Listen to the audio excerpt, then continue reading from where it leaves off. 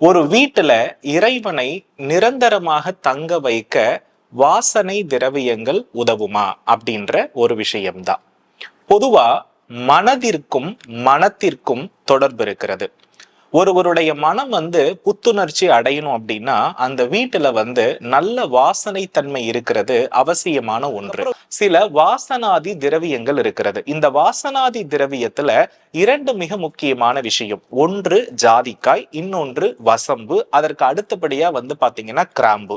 இத நீங்க பவுடர் பண்ணி ஏலக்காய் பொடியோட பச்சை கற்பூரம் சேர்த்து அதுல ரோஸ் வாட்டர், இந்த ரோஸ் வாட்டர் அப்படின்றது முழுமையான சந்திரனுக்குரிய அமைப்பு.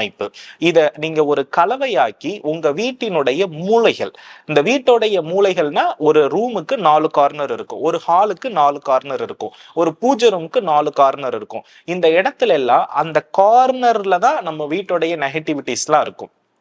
ஏன்னா அங்கதான் நம்ம குப்பையை ஒதுக்கி தள்ளுவோம், ஒரு பொருளை கொண்டு கார்னர்ல தான் நிறைய ஷிஃப்ட் பண்ணி நம்ம வைப்போம்.